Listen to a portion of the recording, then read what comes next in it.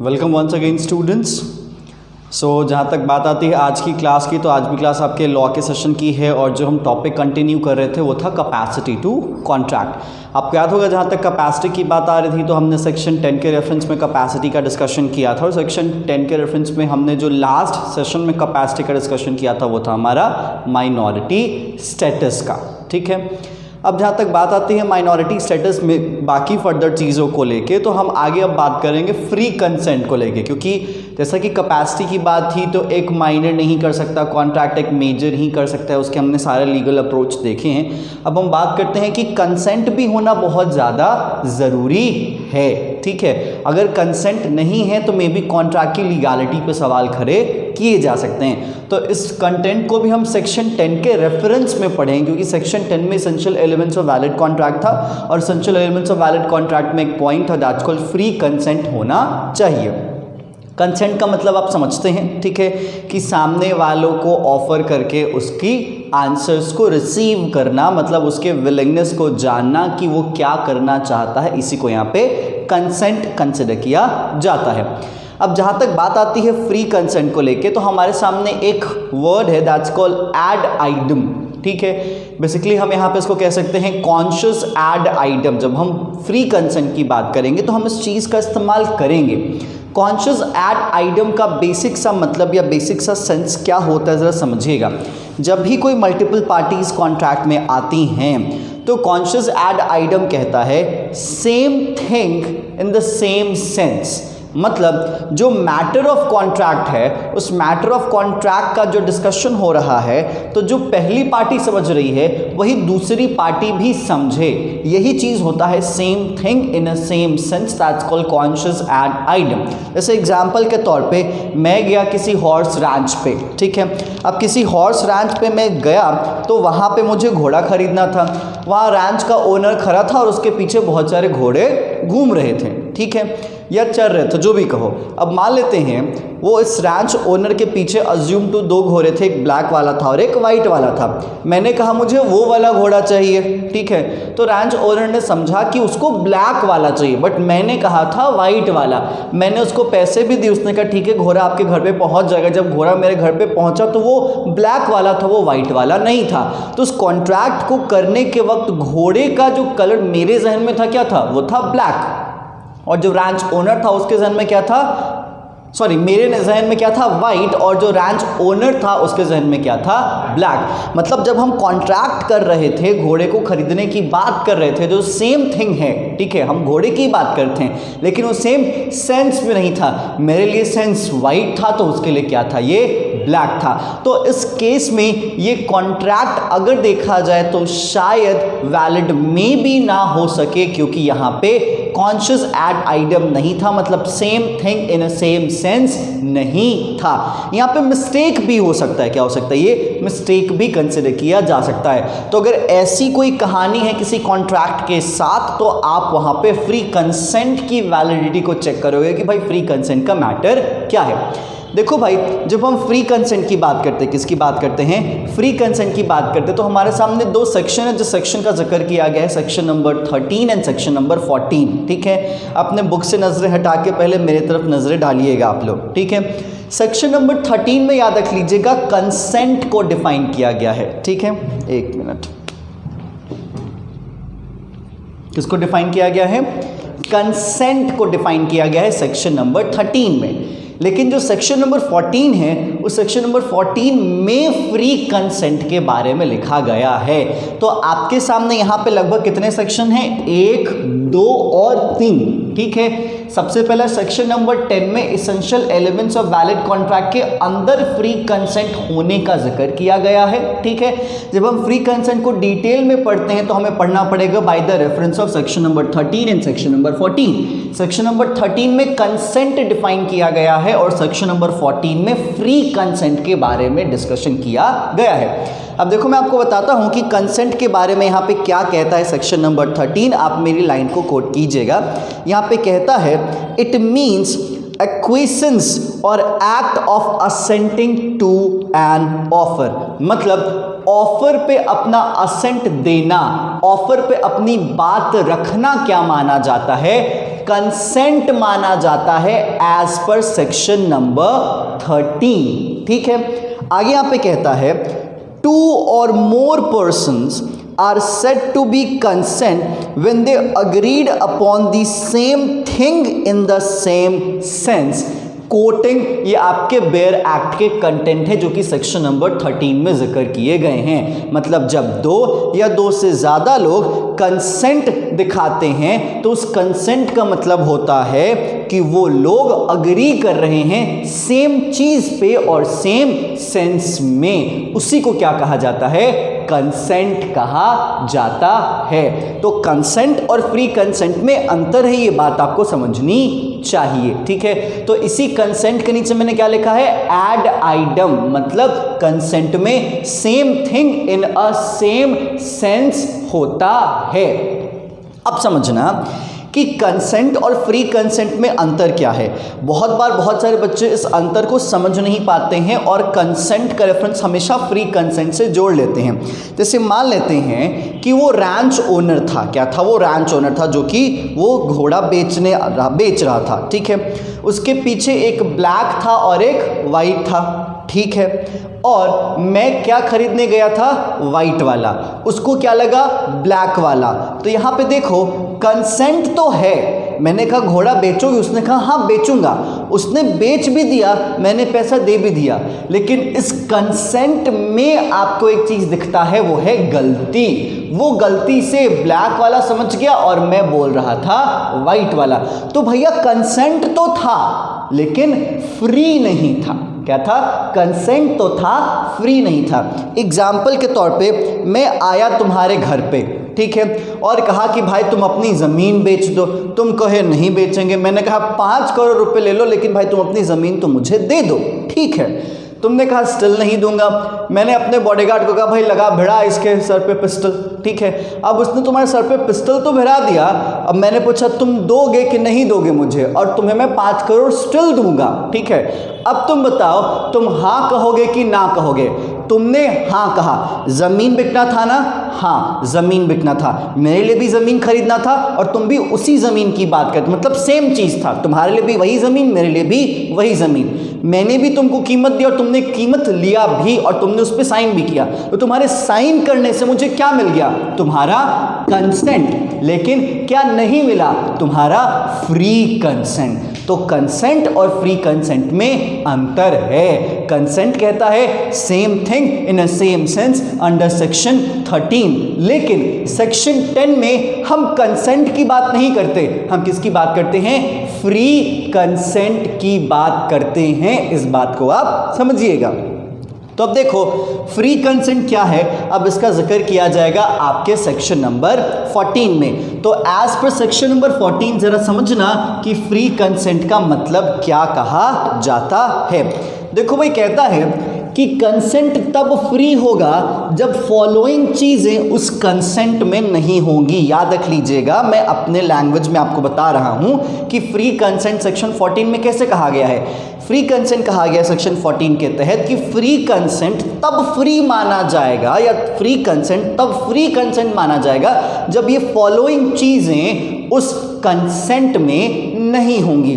तो कौन कौन सी चीज़ें उस कंसेंट में नहीं होंगी? तो अगर मैं आपको स्पेसिफाई करूं तो section number 15, section number 16, section number 17, section number 18, section number 20, section number 21, section number 22। अगर ये सारे सेक्शंस, ठीक है, हमारे इस कंसेंट में मतलब सेक्शन 13 में नहीं होंगे तो वो कौन सा सेक्शन माना जाएगा? 14, मतलब फ्री कंसेंट। ठीक है, आप सेक्शन का गेम मत खेलिए, हम अब इसमें प्रॉपर वर्ड्स पे आते हैं। सेक्शन 14 के तहत एक वर्ड का जिक्र है जो है कोरिशन। क्या है?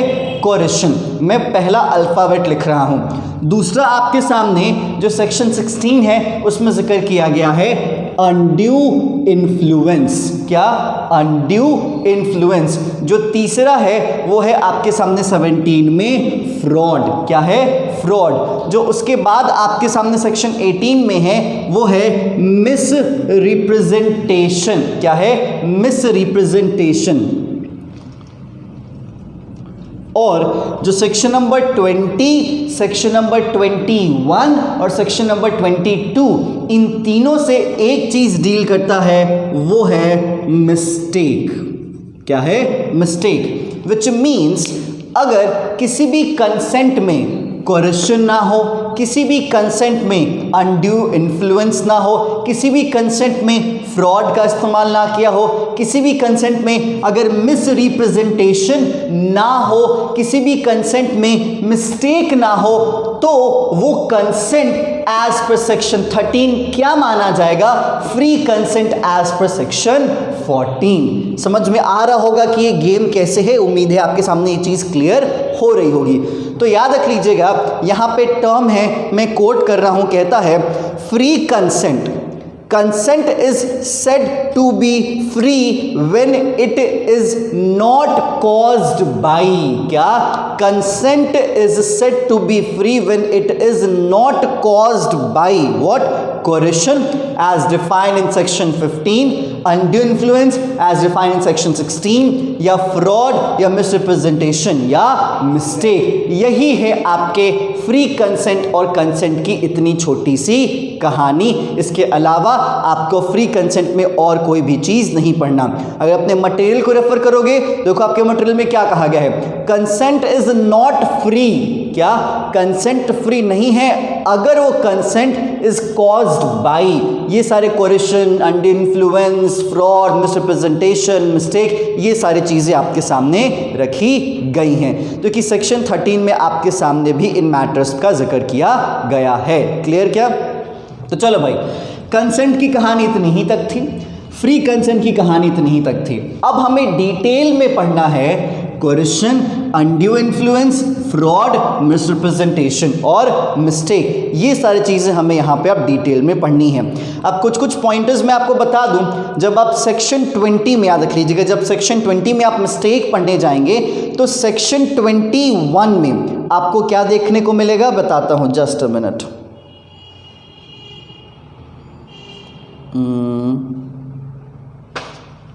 चलो जब आएगा तभी बता दूंगा, क्योंकि इसमें थोड़ा सा डिस्कशन भी करना होगा। ठीक है, चलो भाई 20 बता देता हूँ। देखो भाई,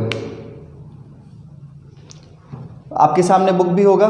ठीक है, मिस्टेक ऑफ फैक्ट। ठीक है, जो आपका मिस्टेक ऑफ फैक्ट है वो है सेक्शन 20। ठीक है, मिस्टेक ऑफ लॉ है सेक्शन 21। दिखा आपको? आप एकदम फ्रंट पेज पे जाइएगा, फर्स्ट पेज पे, कंसेंट वाले में, सेक्शन में, कंसेंट में देख रहे होगे ना। जब मिस्टेक है तो मिस्टेक में दो चीज़ें हैं? नहीं है।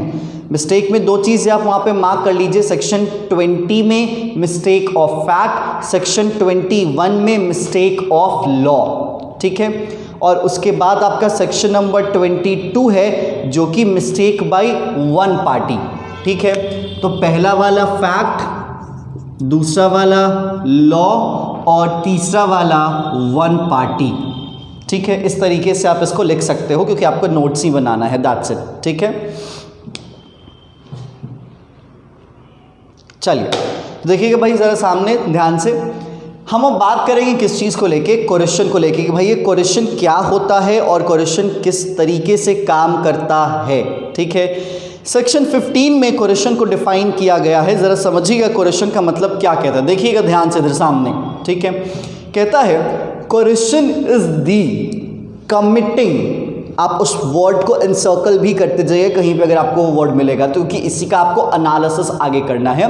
कोरिशन इज दी कमिटिंग और थ्रेटनिंग टू कमिट, मतलब कमिट करना या कमिट करने की धमकी देना कोई भी ऐसा काम जो कि फॉरबिडन है as per Indian penal code 1860, मतलब भारतीय दंड संहिता 1860 के तहत अगर कोई भी काम, जिस काम को नहीं करने के लिए कहा गया है, अगर आप वो काम करते हैं तो आप दंड के सहभागी होंगे। उस चीज को अगर आप कमिट करते हैं या कमिट करने की धमकी देते हैं, मतलब आपने क्या किया है? कोरिशन किया है। कोरिशन का जो प्रॉपर हिंदी टर्म है वो है धमकी। क्या है? धमकी। ठीक है, इस टाइप का एक सेंस आप इसमें यूज कर सकते हो। ठीक है, तो इसीलिए कहता है, और आगे एक वर्ड जा रहा है, और द अनलॉफुल डिटेनिंग, क्या? Unlawful detaining or threatening to detain any property to the prejudice of any person, whatever with the intention of causing any person to enter into agreement। मतलब किसी भी इंसान को अग्रीमेंट में लाने के लिए, क्या? किसी भी इंसान को अग्रीमेंट में लाने के लिए अगर आप कुछ करते हो या फिर कुछ करने की धमकी देते हो, जिस धमकी और जो करने पे रोक लगाई है as per Indian penal code 1860, या फिर अगर आप किसी की प्रॉपर्टी को क्या करते हो? डिटेन करते हो, या फिर आप किसी को अनलॉफुली डिटेन करते हो बस उस अग्रीमेंट में लाने के लिए, तो ये सारा एक्ट ऑफ कमिटमेंट क्या माना जाएगा? कोरिशन माना जाएगा। देखो भाई जरा ध्यान से समझना, कोरिशन में क्या क्या चीजें होती हैं। तो कोरिशन में यहां पे होता है डर, ठीक है, फियर। दूसरा आपके सामने है फिजिकल कंपल्शन और मीनेंस टू गुड्स, मतलब अगर आप किसी के सामान को नुकसान पहुंचा रहे हो, किसी को शारीरिक तौर पे अगर आप बाध्य कर रहे हो, या फिर अगर आप किसी को यहां पे डरा रहे हो, तो वो सब चीजें कोरिशन के कैटेगरी में काउंट किया जाएगा। समझिएगा जरा ध्यान से, ठीक है। एग्जाम्पल के तौर पे मैं आपके सामने कह रहा हूं, ए थ्रेटन करता है, क्या करता है? ए थ्रेटन करता है, किसको करता है? बी को, कि हम शूट कर देंगे अगर तुम मुझे अपने कर्ज से मुक्त नहीं करते हो तो। एग्जाम्पल पे जरा ध्यान दीजिएगा, एक तरफ ए है और एक तरफ बी है, ठीक है। ए ने बी से 5 करोड़ रुपए लिए थे और कागजी भी कार्रवाई हुई थी कि हाँ मैं तुम्हें 5 साल के बाद ये 5 करोड़ रुपए चुकाऊंगा। भाई 5 साल बीत गया और ए ने बी को एक फूटी कौड़ी भी नहीं दी। बी मांगने गया, ठीक है। ए कहता है भाई अपनी जान की सलामती चाहते हो तो तुरंत यहीं से उल्टे पैर तुम जाओ, नहीं तो तुमको शूट कर देंगे। और उसने पिस्टल भी सामने निकाल दी, ठीक है। उसने कहा नहीं जाएंगे, उसने पिस्टल आसमान में शूट तक कर दी उसको डराने के लिए। बेचारा सच में डर गया और भाग गया, ठीक है। और फिर उसको बुलवाया, कहा कि साइन करो और कहो कि मैंने तुम्हें 5 करोड़ रुपए दे दिए हैं या फिर मुझे तुमसे 5 करोड़ रुपए नहीं चाहिए। विच मीन्स यहाँ पे ए ने बी को क्या करा? धमकी दिया कि भाई तुमको मार देंगे, नहीं तो साइन करो, मुझे तो अपने कर्ज से क्या करो? मुक्त करो। तो इस केस में याद रख लेना, बेचारे ने एक अग्रीमेंट किया बी ने और उस अग्रीमेंट पे साइन भी करा। इस अग्रीमेंट से ये प्रूफ जनरेट होता है कि ए को उसके कर्ज से मुक्ति मिल गई है। तो इस केस में याद रख लीजिएगा, बंदे का कंसेंट मिल गया है सर सेक्शन 13 में, लेकिन बंदे का कंसेंट फ्री नहीं मिला है सेक्शन 14 में, क्योंकि उसमें क्या मिला हुआ है? सेक्शन 15 का कोरिशन मिला हुआ है। तो यही है आपका कोरिशन। अब देखो बहुत बार ऐसा होता है कि जो पार्टी टू कॉन्ट्रैक्ट है, क्या जो पार्टी टू कॉन्ट्रैक्ट है ना, वो डायरेक्ट इन्वॉल्व नहीं होता। क्या होता है? डायरेक्ट इन्वॉल्व नहीं होता, इनडायरेक्ट इन्वॉल्व होता है। ओके, आप जब कोट करोगे सेक्शन 15 में तो बात आती है कि कमिटिंग, थ्रेटनिंग टू कमिट। तो अगर मान लेते हैं एग्जाम्पल के तौर पे बी गया ए के पास पैसा मांगने, ठीक है। बी के पास तुरंत कॉल आया, अपने बेटे की सलामती चाहते हो जो कि अभी स्कूल से निकल रहे, देखो उसका फोटो हम भेजे, अपने बस का इंतजार कर रहा है, उसकी सलामती चाहते हो तो वहां से तुरंत लौट जाओ उस अग्रीमेंट पे साइन करके, ठीक है। ए सामने बैठा हुआ है और बी उसके सामने खड़ा है, उसको फोन पे कहा जा रहा है, ये बताओ क्या यहाँ पे ए ने कमिट करा? क्या नहीं। क्या वो कॉल ए का था? नहीं, वो कॉल ए का नहीं था।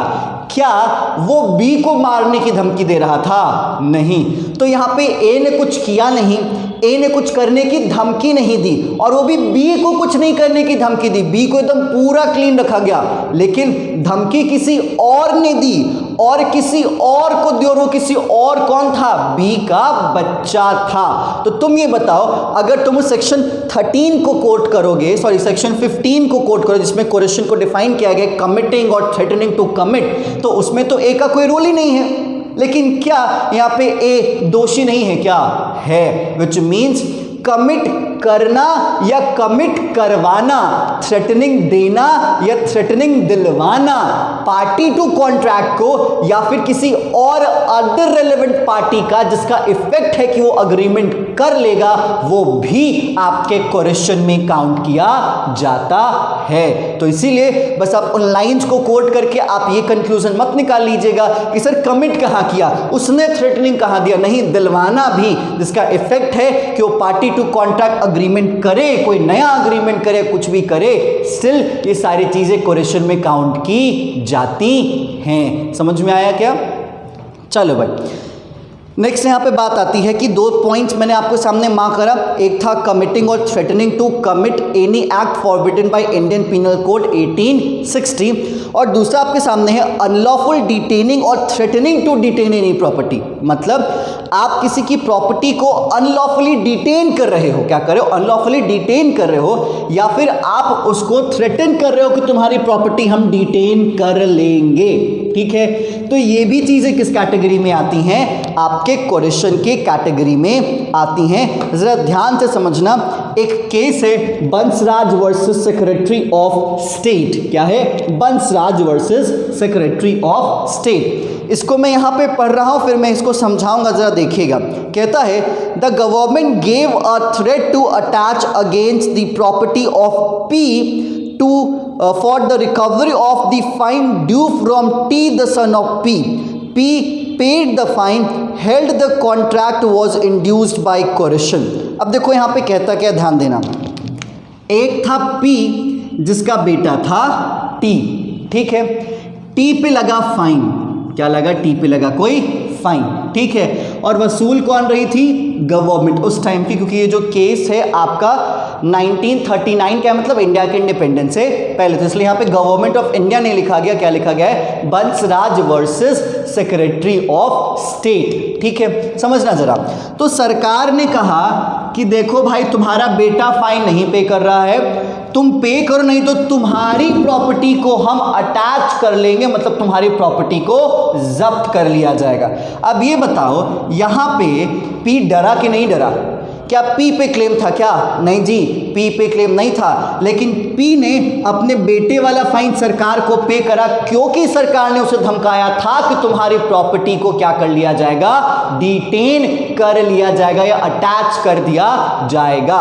तो इस केस में पी का कंसेंट लिया गया फाइन पे करने के लिए, लेकिन वो फाइन डरा के, धमका के वसूला गया, इसीलिए यहां पे सेक्रेटरी ऑफ स्टेट क्या मानी गई? दोषी मानी गई, और इस मैटर का निपटारा हुआ। तो इसीलिए यहां पे आपके सामने दो चीजें, अगर किसी को धमकी दे रहे हो जान से मारने की, तो as per Indian penal code 1860 में तो फॉरबिडन है ही। अगर किसी की प्रॉपर्टी के डिटेंशन पे भी सवाल खड़ा कर रहे हो तो वो भी कोएशन के कैटेगरी में आता है, वो भी फॉरबिडन है। तो ये था आपकी कोएशन की कहानी, जिस कहानी को आपको समझने की जरूरत थी। ठीक है, अब देखो, हर एक चीज का आपको यहां पे इफेक्ट जानना होगा कि सर अगर मान लेते हैं वो कोएशन हुआ ही तो क्या फर्क पड़ गया। ठीक है, तो आपको यहाँ पे इफेक्ट जानना चाहिए कि अगर कोएशन होता है तो यहाँ पे कॉन्ट्रैक्ट पे कैसा और क्या इफेक्ट जनरेट होता है। अब देखो भाई, जहाँ तक आप इस इफेक्ट की बात करते हो तो आपको मैंने हमेशा बताया होगा या बार बार समझाया है कि अगर कंसेंट पे सवाल खड़ा किया जाता है तो हमेशा जो कॉन्ट्रैक्ट होता है वो वॉइड एबल होता है। क्या होता है? वॉइड एबल होता है, वॉइड नहीं होता। मतलब अगर पी ने फाइन पे कर दिया सेक्रेटरी ऑफ स्टेट को या जो भी गवर्नमेंट थी, स्टिल वो कॉन्ट्रैक्ट है। अगर बी ने साइन कर दिया उस डेब्ट क्लियरेंस अग्रीमेंट पे, स्टिल वो एक कॉन्ट्रैक्ट है। जब तक बी कोर्ट में नहीं जाएगा कि इसने जबरदस्ती डरा धमका कि मुझे डेब्ट क्लियरेंस सर्टिफिकेट साइन करवाया था, उसको प्रूव करेगा, तब तक, उससे पहले तक वो सारा कॉन्ट्रैक्ट क्या रहेगा? वैलिड रहेगा, बट स्टिल वॉइडेबल है। क्यों वॉइडेबल है? क्योंकि वॉइडेबल कॉन्ट्रैक्ट मैंने आपको बताया था कि किसी एक पार्टी के विल पे, क्या किसी एक पार्टी के विल पे आप उसे वॉइड करवा सकते हो, उन्हीं कॉन्ट्रैक्ट को क्या कहा जाता है? वॉइडेबल कॉन्ट्रैक्ट कहा जाता है। सुनना जरा यहां पे पॉइंट क्या कहता है। When consent to an agreement is caused by coercion, fraud or misrepresentation, the agreement to contract is voidable at the option of the party whose consent was so caused। मतलब जिस पार्टी का आपने consent लिया है, अगर उस consent में ये सारी चीजें हैं, क्या हैं, ये सारी चीजें हैं, तो वो कॉन्ट्रैक्ट क्या है, वॉइडेबल है at the option of the party whose consent, जिसका लिया गया है। समझ में आया? तो जिसका कंसेंट लिया गया है उसी के ऑप्शन पे ये वॉइडेबल है। और ये जो इफेक्ट है वो सेक्शन नंबर 19 में लिखा गया है। आपको दिख रहा होगा ना सर, यहाँ से 19 गायब हो गया है, तो 19 किस पे काम करता है, इफेक्ट पे काम करता है। किस पे काम करता है, इफेक्ट पे। मतलब जो बोला गया है ना कि भाई ये वॉइडेबल होगा eight the option of party जिसका कंसेंट लिया गया है, वही सेक्शन 19 से क्या करता है, डील करता है। क्लियर क्या? चलो भाई देखो, इसमें एनालिसिस की बात आती है, तो एनालिसिस में सारी चीज़ें यहाँ पे मेंशन की गई हैं। कमिटिंग और threatening to commit any act forbidden by Indian penal code और अनलॉफुल डिटेनिंग और threatening to detain any property to the prejudice of any person whatever with the intention of causing any person to enter into an agreement। ठीक है, effect में भी बात की गई कि सबसे पहले अगर आप इफेक्ट की बात करते हो तो इस कंसिक्वेंसेस के अकॉर्डिंग एक कॉन्ट्रैक्ट क्या माना जाएगा, वॉइडेबल कॉन्ट्रैक्ट माना जाएगा अंडर द सेक्शन 19। ठीक है, साथ ही साथ यहाँ पे ध्यान दीजिएगा, सेक्शन 19 के साथ आप सेक्शन 72 को क्लब करके पढ़ोगे। ठीक है, सेक्शन 72 में क्या कहता है कि देखो भाई, अगर आप उसको वॉइडेबल बना रहे हो, क्या करो, वॉइडेबल बना रहे हो, तो अगर किसी पार्टी को उससे कुछ बेनिफिट हुआ है, उससे कुछ पैसा मिला है, तो आपको रिटर्न या रीपे करना पड़ेगा। जैसे अगर मैं आपके सर पे बंदूक रख के आपसे 5 करोड़ की ज़मीन लिखवा रहा हूँ और मैं आपको 5 करोड़ रुपये दे रहा हूँ, तुम कोर्ट चले गए और यहाँ पे प्रूफ हो गया कि मैंने तुमसे ज़बरदस्ती लिखवाया है, तो मैं तो तुम्हें ज़मीन वापस करूँगा ही, बट ऑब्वियस सी बात है तुम मुझे मेरा 5 करोड़ भी वापस करोगे। ये सेक्शन नंबर 72 कहता है। देखो सेक्शन नंबर 72 कहता है, a person to whom money has been paid or anything delivered under coercion must repay or return it. मतलब इस कोरेशन के तहत किसी को कोई पैसा मिला है तो वो उस पैसे को रिटर्न करेगा, रिफंड उसको करेगा। समझ में आया? चलिए, तो 19 में उसको वॉइडेबल बना दिया गया। ठीक है, अगर आप कोर्ट जाते हो तो फिर आपको 72 के तहत क्या करना पड़ेगा, उसको रिटर्न करना पड़ेगा। That's it. ठीक है, जैसे यहाँ पे आपके सामने एक एग्जाम्पल का जिक्र किया गया है, समझिएगा ज़रा। इसका कोई प्रॉपर केस लॉ तो नहीं है, बट हाँ यहाँ पे एक एग्जाम्पल है। देखो भाई, एक रेलवे कंपनी है जो कि रिफ्यूज़ करे डिलीवर करने के लिए कुछ सामान कंसाइनी को, except upon the payment of illegal charge on carriage the consignee pay the sum charge in the order to obtain the goods. देखो भाई एग्जाम्पल है, समझना ज़रा। सबसे पहली चीज़, एक रेलवे कंपनी, ठीक है, और उस रेलवे कंपनी से किसी का सामान आया, किसी का सामान आया, मान लेते हैं वो पर्सन पी हो गया। रेलवे कंपनी ने कहा कि देखो भाई, हमें बहुत मेहनत लगी तुम्हारे सामान को लाने के लिए, तुम हमें एक्स्ट्रा 10,000 रुपये दोगे। ठीक है, अब वो पी कह रहे कि क्यों सर, आपने तो पहले 50,000 ही मांगा था ना, आप एक्स्ट्रा 10,000 क्यों मांग रहे हो? तो ये क्यों मेहनत लगा, तुम्हारे सामान को एक्स्ट्रा सुरक्षा देनी पड़ी, उसमें ग्लास था, टूट जाता तो ये हो जाता। तो पी कहते हैं तो आपको पहले ही बता दिया गया था ना, ये तो आप मुझे पहले बताते कि आप एक्स्ट्रा लोगे तो हम दे देते हैं, अभी आप एक्स्ट्रा क्यों मांग रहे हो? रेलवे कंपनी कहती है सामान लेना है तो 10,000 रुपये एक्स्ट्रा देना पड़ेगा, तुमको एक भी सामान नहीं देंगे। ठीक है, अब पी बेचारा सामान पाने के लिए एक्स्ट्रा 10,000 रुपये क्या किया, उसको दे दिया। ठीक है, अब ये तो गलत हुआ। पी गया कोर्ट में, अपने बात को प्रूव किया और अपना सामान तो छुड़ा लिया और कोर्ट से कहा कि साहब जी मेरे 10,000 भी आप वापस करवा दीजिए, क्योंकि रेलवे कंपनी को एक्चुअली में वो एक्स्ट्रा इलीगली जो उसने लिया उस पी से वापस करना पड़ेगा, क्योंकि यहाँ पे सेक्शन नंबर 72 अप्लाई हो रहा है। क्योंकि पी ने सेक्शन 19 का इस्तेमाल करते हुए कोर्ट में गया, सूट फाइल किया और कोर्ट सेक्शन 72 का इस्तेमाल करते हुए रेलवे कंपनी को कहेगी कि तुम उसका 10,000 रुपये वापस दो। क्लियर क्या? क्योंकि यहाँ पे क्या था, सेक्शन 15 था, किसमें, कंसेंट में, मतलब कोरेशन था कंसेंट में। क्लियर? कोई दिक्कत? पक्का? चलिए, यहाँ पे आपका कंसेंट का पूरा कहानी हो जाता है ओवर। इसमें और कोई भी पॉइंट नहीं है जो कि आपको समझने की ज़रूरत है। किसमें? हमारे तो 72 है। ठीक है, अब इसको देख लेंगे। बेसिकली कुछ लोग के मॉड्यूल में सेक्शन 71 का जिक्र किया गया है और मेरे पास जो मॉड्यूल है उसमें सेक्शन 72। हाँ, मेरे पास रिवाइज्ड है। हाँ नहीं, ये मई ऑनवर्ड से 72 है। ठीक है, तो रिवाइज मॉड्यूल 72 है, आप 72 ही प्रेफर करेंगे। कंफ्यूज मत होइए क्योंकि मेरे सामने रिवाइज्ड मॉड्यूल है। ठीक है, अदरवाइज मैं एक बार बेयर एक्ट भी देख लूँगा। ठीक है, और इस वीडियो के लास्ट में आपको बता दूंगा। हाँ जी, मिस्टेक हो जाता है। हाँ, पहले मिस्टेकन होगा, उन्होंने अभी सही किया। ऐसे तुमको याद होगा पहले भी हमने एक पॉइंट डिस्कस किया था जिसमें सेक्शन में डिफरेंसेस थे, तो वो भी वही इसी का इशू था। क्लियर? चलो भाई, तो ये 72 में मिटा देता हूँ। वैसे 72 तो हर जगह काम आएगा, ऐसा नहीं है। मिस्टेक, मिसरिप्रेजेंटेशन, फ्रॉड, इन सब जगह पर 72 काम आएगा क्योंकि सामान आपको रिटर्न तो करना ही करना है। चलिए भाई, ये तो हो गया आपका सेक्शन 15, दैट्स कॉल्ड कोरेशन। इसमें और बहुत सारी चीज़ें हैं नहीं। जैसे अगर मैं और कुछ भी बताऊं, हाँ, जैसे एक छोटा सा एग्जाम्पल है, बहुत बार लोग इस एग्जाम्पल को मिस कर देते हैं। सुसाइड क्या है? सुसाइड। क्योंकि बहुत लोग कहते हैं ना कि भाई ये काम कर दो, नहीं करो तो मर जाएंगे। ठीक है, अभी हम छत पर से कूद के जान दे देंगे, ये वाला सिस्टम है। ठीक है, तो यहाँ पे एक अलग से पॉइंट है कि threat to commit suicide, does it amount to coercion? क्या आत्महत्या की धमकी देना कोरेशन के बराबर माना जाता है या बराबर नहीं माना जाता है? ठीक है, बेसिकली एक पॉइंट है, मैं उस पॉइंट को डिस्कस करना चाहता हूँ। The question whether a threat to commit suicide amounts to coercion arose in Chikkam Amiraju versus Seshamma. ये बेसिकली केस था। ठीक है, 1917 का ये केस था, मद्रास का। इसी केस में ये डिसाइड किया गया कि क्या अपने आप को ख़त्म करने की धमकी देना, सुसाइड की धमकी देना, क्या कोरेशन के कैटेगरी में है या नहीं है। ठीक है, अब यहाँ पे कहता है, देखिएगा, इस केस में a person held out a threat to committing suicide to his wife and son if they did not execute a release in favor of his brother in respect of certain properties।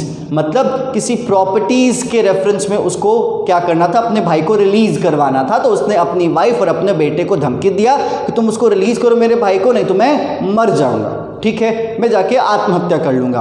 अब जरा ध्यान से समझिएगा, यहाँ पे section 15 का इस्तेमाल करते हुए एक बात रखिए कि देखो भाई, इंडियन पीनल कोड में, as per Indian penal code 1860, इसके तहत आत्महत्या का प्रयास करना कानूनी जुर्म है। ठीक है, या आत्महत्या की धमकी देना भी क्या है? जुर्म है। लेकिन आत्महत्या, एक सवाल पैदा हो जाता है, भाई अगर कोई आत्महत्या करके बच जाता है तभी तो आप उसे सज़ा दोगे, तभी तो तुम उसको कहोगे कि नहीं तुमने कानूनी जुर्म किया है। ठीक है, तुमने क्राइम कमिट किया है। भैया जब वो मर ही जाता है तो आप उसको कैसे कहोगे कि तुमने क्राइम कमिट किया है? क्या आप उसके बॉडी को पनिशमेंट पे लेके जाओगे? नहीं। तो suicide and commitment of suicide, दोनों में अंतर है। सुसाइड कमिट करना जुर्म है, सुसाइड करना जुर्म नहीं। बहुत थिन लाइन है, मे बी आप कंफ्यूज भी हो रहे होगे, but no need to confuse, because यहाँ पे मैं आपको बता रहा हूँ कि अगर आप जिंदा हो, अगर सुसाइड कर लिया हो, जिंदा हो, ठीक है, तो शायद आप पे केस चलाया जा सकता है। ठीक है, लेकिन अगर आप सुसाइड करके लिटरली आपका स्वर्गवास हो गया तो आप पे कोई केस चलाया नहीं जा सकता है। ठीक है, देखो इस पॉइंट को मैं यहाँ पे मार्क करता हूँ, समझिएगा। इन अदर केस, वो केस था Purabi Banerjee versus Vasudev Mukherjee. It was observe that one committing suicide places himself or herself beyond the reach of the law। मतलब जिसने आत्महत्या कर लिया वो कानून के पहुंच से बहुत दूर चला गया, कानून उस तक नहीं पहुंच सकता। कानून क्या कर सकता है उसके साथ? कुछ कर सकता है क्या? नहीं कुछ कर सकता। ठीक है, and necessarily beyond the reach of any punishment too. ना कानून कुछ कर सकता है और ना ही कानून के अनुसार उसको कोई सजा दी जा सकती है, क्योंकि वो खत्म हो चुका है इंसान, ठीक है। बट आगे कहता है, but it does not follow that suicide is not forbidden by penal code. इसका मतलब ये नहीं है कि सुसाइड पीनल कोड के तहत फॉलो किया जाएगा, मतलब उसको अलाउ किया जाएगा। सेक्शन 306 है जिसमें यहाँ पे डिस्कशन किया जाता है, तो कहता है section 306 of the Indian penal code 1860 punishes abetment of suicide, मतलब सुसाइड की कोशिश को पनिश कर सकता है, ठीक है। अबेटमेंट, अबेटमेंट का मतलब धमकी, सॉरी, अबेटमेंट का मतलब धमकी, ठीक है, तो मतलब कमिट नहीं करना, धमकी। तो किसके तहत? 306 के तहत। आगे कहता है सेक्शन 309 में पनिश किया जाएगा अगर आपने सच में सुसाइड अटेम्प्ट किया है और अगर आप बच गए हो, ठीक है। तो अबेटमेंट टू सुसाइड 306 में पनिशेबल है और कमिटमेंट ऑफ सुसाइड 309 में पनिशेबल है, लेकिन सुसाइड कहीं पनिशेबल नहीं है। समझ में आया? तो इसीलिए जब यहां पे कोई कहे कि उसने सुसाइड कर लिया, तो आप कौन सा सेक्शन लगाओगे बताइए? कोई सेक्शन नहीं लगेगा उसमें। हाँ, अबेटमेंट है या कमिटमेंट है, स्टिल वो पर्सन अलाइव है। आप यहाँ पे उसके केस के अनुसार कोई सेक्शन यहाँ पे लगा सकते हो, 306 या 309 आईपीसी का, आपका 1860 का जो भी प्रोविजन लग रहा है आप यहाँ पे लगा लीजिए, ठीक है। तो इसीलिए जब भी आप कॉन्ट्रैक्ट भी पढ़ें तो आप देखें कि अबेटमेंट है, कमिट है, थ्रेटनिंग टू कमिट है, या बस अकेला सुसाइड है। क्लियर क्या? तो इसीलिए ये पॉइंट था जो कि मुझे लगा कि आपको डिस्कस कर लेना चाहिए, क्योंकि पॉइंट आपके जनरल नॉलेज के लिए भी थोड़ा सा यूज होता है, क्योंकि हम डायरेक्टली कह देते हैं कि सुसाइड करना जुर्म है, ठीक है, लेकिन सवाल आता है कि कर लिया तो कैसे जुर्म है, तो इंसान वहाँ पे चुप हो जाता है क्योंकि उसको पास जवाब नहीं होता, क्योंकि क्लियरेंस नहीं है। तो suicide, abetment to suicide and commitment to suicide, तीनों चीज़ों में क्या है? अंतर है। अबेटमेंट पे 306 काम करता है आईपीसी का और कमिटमेंट पे 309 काम करता है आईपीसी का। क्लियर? चलिए भाई, कोरेशन की कहानी यहीं तक थी। अब कोरेशन के बाद हम बात करेंगे दूसरे पॉइंट की, जिसका नाम है अनड्यू इन्फ्लुएंस, जो कि सेक्शन नंबर 16 में इसका जिक्र किया जाता है। अब देखो भाई, सेक्शन 16 के तहत यहाँ पे क्या कहा जाता है अनड्यू इन्फ्लुएंस के बारे में, ठीक है। यहाँ पे कहता है a contract is said to be induced by undue influence where the relations subsisting between the parties are such that one of the parties in a position to dominate the will of the other and he uses that position to obtain an unfair advantage over the other, ठीक है। अब देखो भाई, यहाँ पे point है, जिस point को मैं फिर से डिस्कस करता हूँ। यहाँ पे कहता है कि देखो भाई, अनड्यू इन्फ्लुएंस कैसे काम करता है? जब दो लोग हैं, क्या है? जब दो लोग हैं, लेकिन इन दोनों का जो पोजीशन है, जो लेवल है, जो अथॉरिटी है, वो डिफरेंट है। डिफरेंट विच मीन्स एक ऊपर है तो एक नीचे है, एक सीनियर है तो एक जूनियर है। एक का कहना शायद सामने वाले को मजबूरन भी मानना पड़े, बट मानना पड़ेगा। ऐसे रिश्ते में अगर इस ताकत का, इस डोमिनेंसी का, इस पोजीशन का, इस पावर का, इस अथॉरिटी का इस्तेमाल करके किसी से उसके विल के अगेंस्ट कंसेंट लेके अग्रीमेंट किया जाता हो, तो याद रख लीजिएगा उस अग्रीमेंट में क्या मौजूद है? Undue influence. उस कंसेंट को लिया गया कैसे है? By the use of undue influence, and that concern use doesn't leads to free consent, ठीक है। अब जैसे यहाँ पे कुछ रिश्तों की यहाँ पे बात की गई है, जिस रिश्तों को यहाँ पे समझना आपके लिए ज़रूरी है। कुछ पॉइंटर्स हैं जो पॉइंटर्स मैं आपके सामने रखने की कोशिश करता हूँ। कहता है a person is deemed to be in a position to dominate the will of another, ठीक है। एक इंसान उन स्थिति में होगा जिन स्थिति में वो दूसरे के विल को डोमिनेट कर सकता है। तो कौन कौन सी स्थितियां हैं, वो कौन कौन सी सिचुएशंस हैं, जिन सिचुएशंस में हम बात करेंगे। पहला है when he holds a real or apparent authority over the other। मतलब अगर कोई इंसान किसी पे अथॉरिटी रखता है, ठीक है, रियल, या फिर ना रख के भी अथॉरिटी रखता है, अगर वो कहेगा तो मान लेता है क्योंकि उसका ऑर्डर है, ठीक है। एग्जाम्पल के तौर पे रियल और एपरेंट अथॉरिटी का मैं आपके सामने एग्जाम्पल दे रहा हूं, अगर कहीं पे वर्ड है तो आप उसके एग्जाम्पल के तौर पे लिख लीजिएगा। वो है मास्टर एंड सर्वेंट। क्या है? मास्टर एंड सर्वेंट और डॉक्टर एंड पेशेंट। क्योंकि यहाँ पे क्या डॉक्टर के पास पेशेंट के अथॉरिटीज होती हैं क्या? नहीं, डॉक्टर के पास पेशेंट की अथॉरिटी नहीं होती, बट क्या होती है? एपरेंट अथॉरिटी होती है। क्या होती है? Apparent authority. से मान लेते हैं सपोज दैट अगर किसी का एक डॉक्टर ने क्या करा, ऑपरेशन करा, ठीक है। अब यहाँ पे मान लेते हैं पेशेंट कह रहा है कि मुझे घर जाना है, घर जाना है, घर जाना है, घर जाना है, ये करना है, ठीक है। डॉक्टर कहते देखो हम तुमको रोकते वोकते नहीं है, तुमको जाना है तो जाओ, अगर आगे का कुछ होगा तो भाई हम नहीं जानते क्योंकि तुम्हारी सीरियस बहुत क्रिटिकल है, कुछ भी हो सकता है। अब ये बताओ क्या वो पेशेंट इसकी बात मानेगा कि नहीं मानेगा? मानेगा। जिस लहजे से डॉक्टर ने प्रेजेंट किया उस लहजे से उसने उसके सामने ऑप्शन रखा, बट एक्चुअली ये लहजा ऑप्शन नहीं था, ये लहजा एक स्टेटमेंट था, जिस स्टेटमेंट में एपरेंट अथॉरिटी दिख नहीं, तुम रुको, कुछ होगा तो भाई तुम जानो, मेरी जिम्मेदारी नहीं है। तो अगर ऐसे रिश्ते हैं डॉक्टर पेशेंट का या मास्टर और सर्वेंट का, तो उसमें अथॉरिटी काम आती है, भले ही वो अथॉरिटी रियल हो या फिर वो एपरेंट हो, ठीक है। तो ये एक पॉइंट होता है जहां पे अनड्यू इन्फ्लुएंस हो सकता है, ठीक है। नेक्स्ट है यहाँ पे when he stands in a fiduciary relation, ठीक है। अगर कोई इंसान किसी के साथ फ्यूडल रिलेशनशिप में स्टैंड करता हो, अगर मैं एग्जाम्पल के तौर पे अगर मैं आपको बताऊं तो यहाँ पे solicitor and client. Solicitor and client का मतलब क्या?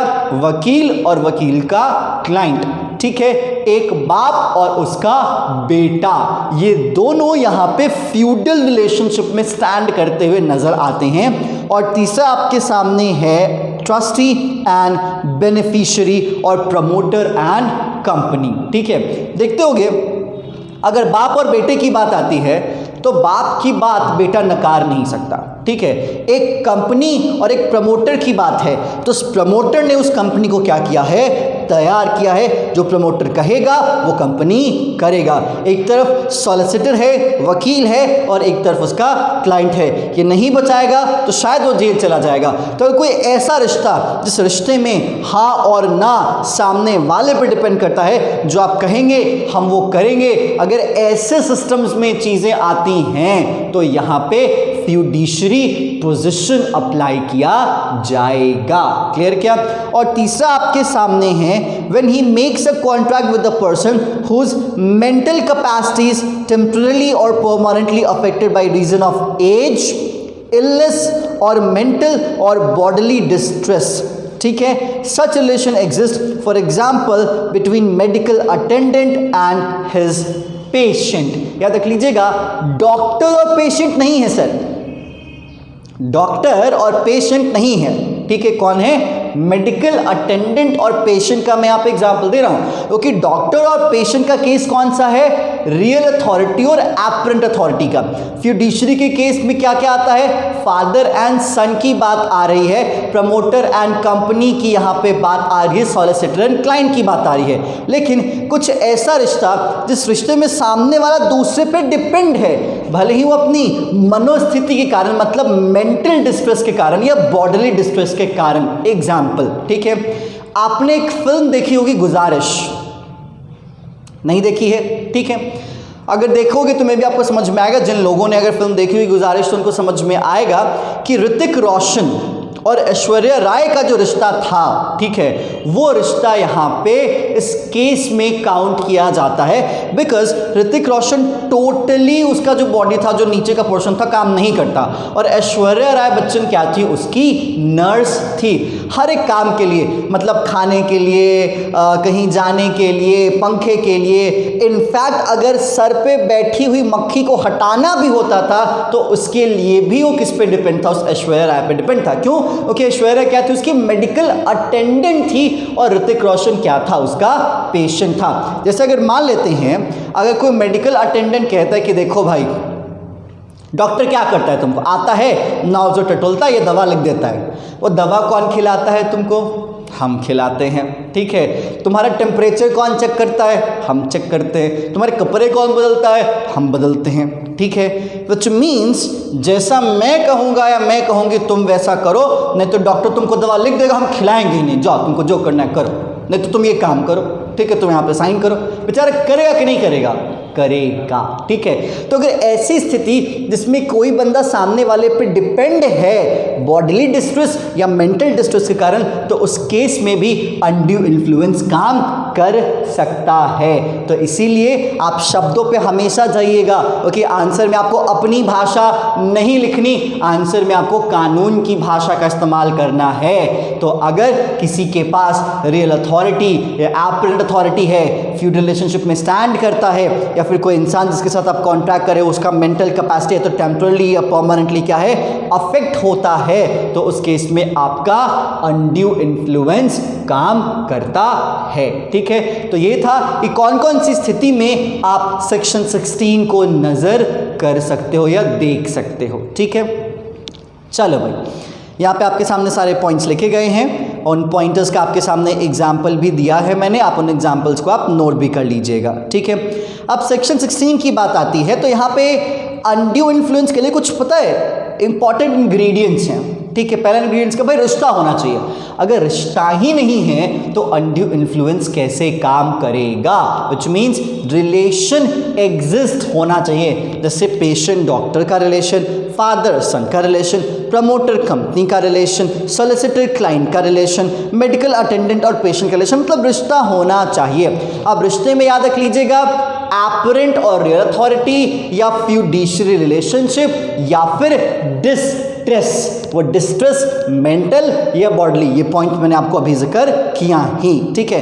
तो रिश्ता किसी चीज के कारण भी हो सकता है, अथॉरिटी, फ्यूडिशियरी या डिस्ट्रेस, किसी कारण भी होगा, यहां पे रिश्ता होना जरूरी है, ठीक है। अब देखो यहाँ पे एक और पॉइंट आपके सामने इस रिश्ते में काउंट कर लिया जाता है, वो है अनकॉन्सिन्योबल बार्गेन्स, ठीक है। कहता है when one of the parties to contract is in a position to dominate the will of the other and the contract is apparently unconscionable, that is unfair, मतलब सही नहीं है, is presumed by the law that consent must have been obtained by undue influence. Unconscionable bargains are witnessed mostly in money lending transactions and in gifts. Example देखिएगा, कहता है a youth of 18 years of age spent thrift and drunken borrowed 90,000 on the bond being computed interest at 2% per month, ठीक है। It was held by the court that transaction is unconscionable, that rate of interest charge being so exorbitant। देखना भाई, example है basically, इसमें case law में count कर लूँगा बाद में, समझिएगा। एक लेडी थी, ठीक है, क्या थी? एक लेडी थी। अब उस लेडी को घर चलाना था, अब घर चलाना था, पैसे की ज़रूरत थी, हस्बैंड उसमें नहीं था, तो वो गई एक साहूकार के पास। साहूकार से क्या, भाई साहब मुझे पैसे दे दो। अब उसने पैसे पे जो इंटरेस्ट चार्ज किया, कहा कि भाई 100% ब्याज से लेंगे पैसा। कैसे लेंगे? 100% ब्याज से लेंगे पैसा, ठीक है। अब बेचारी ने कहा ठीक है मालिक, अब क्या करें, हमको ज़रूरत है, आप उस मेरे ज़रूरत का फ़ायदा उठा रहे तो उठाइए, ठीक है। वो पैसा लेके आ गई, ठीक है। लेकिन जब देने की बारी आई तो उसने 100 का क्या मांगा? 200। वो कहीं हम नहीं दे सकते। कोर्ट गया मैटर, कोर्ट ने कहा ये गलत हुआ है, 100% पर मंथ जो भी कहो, जो भी है 100% रेट ऑफ इंटरेस्ट बहुत ज़्यादा है, ठीक है। कोर्ट ने ऑर्डर दिया कि ऐसा नहीं है कि वो लेडी पैसा नहीं चुकाएगी, लेकिन चुकाएगी 24% पर रेट से, या 24% पर, मुझे मंथ या ईयर याद नहीं है, बट 24% के रेट से उसने पैसा चुकाया। तो ये भी केस है कि अगर कोई बार्गेन है, कोई नेगोशिएशन हो रहा है, जिस नेगोशिएशन में जो टर्म्स दिख रहे हैं वो काफ़ी अजीब दिख रहे हैं, ठीक है, तो वो भी अनड्यू इन्फ्लुएंस में काउंट कर लिया जाता है। समझ में आया क्या? चलो नेक्स्ट, याद रख लीजिएगा, अगर किसी केस में अनड्यू इन्फ्लुएंस है तो आपको ये भी देखना पड़ेगा कि क्या इसमें किसी को फायदा हो रहा है और किसी को नुकसान हो रहा है।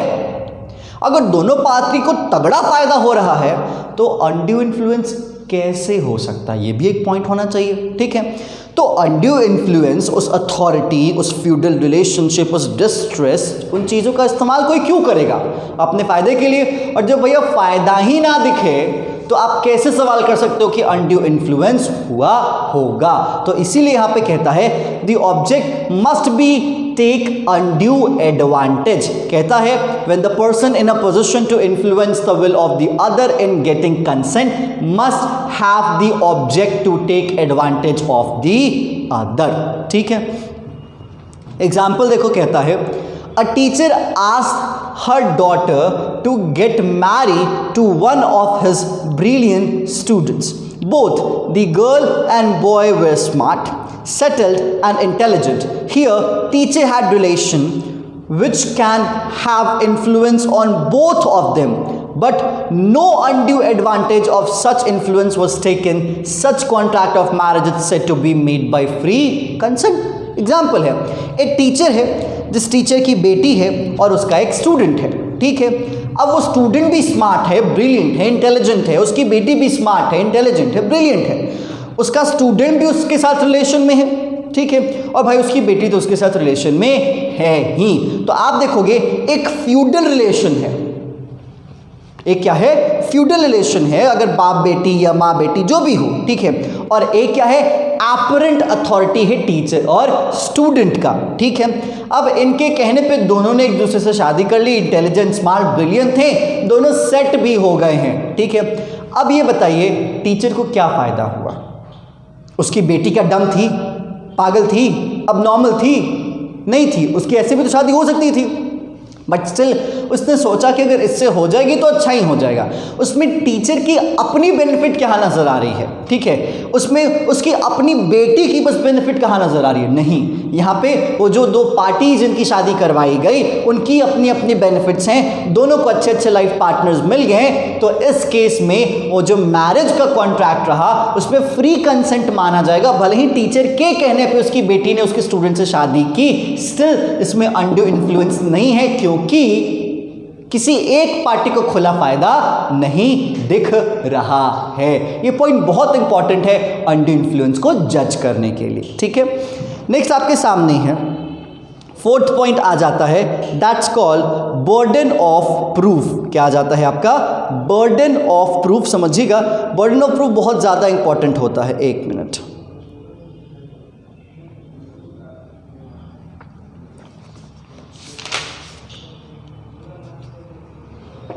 देखो भाई, बर्डन ऑफ प्रूफ बहुत इंपॉर्टेंट चीज़ है जिसको आपको थोड़ा सा लाइटली नहीं लेना चाहिए, क्योंकि यहाँ पे बहुत बार केस स्टडीज़ में फंसा दिया जाता है कि बर्डन ऑफ प्रूफ किस पे आएगा। देखो कहता है the burden of proving the absence of the use of dominant position to obtain the unfair advantage will lie on the party who is in the position to dominate the will of the other. Conclusive statement, that's it.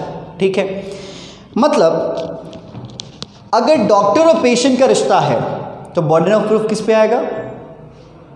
Doctor पे। तो यहाँ पे साफ साफ क्या कहता है कि जो डोमिनेंसी के पोजीशन में होगा बर्डन ऑफ प्रूफ उसी पे आएगा। ठीक है, फादर और सन का रिश्ता है तो बर्डन ऑफ प्रूफ किस पे आएगा? फादर पे आएगा। सॉलिसिटर और क्लाइंट का है तो सॉलिसिटर पे आएगा। समझ में आए? मेडिकल अटेंडेंट और पेशेंट का है तो मेडिकल अटेंडेंट का। वो साहूकार और उस लेडी का केस था तो किस पे आया होगा? साहूकार पे आएगा। समझ में आया? तो इसीलिए ये कंक्लूसिव मैटर है कि भैया बर्डन ऑफ प्रूफ उस पे आएगा जो विल को डोमिनेट करने के पोजीशन में होगा। लेकिन यहाँ पे कहता है power to set aside contract induced by undue influence, section 19A। मतलब सेट असाइड का मतलब सर क्या? कॉन्ट्रैक्ट खत्म कर देना, सीधी बात। ठीक है, तो यहाँ पे कहता है कि पावर है क्या कि आप उस कॉन्ट्रैक्ट को सेट असाइड कर सकते हो।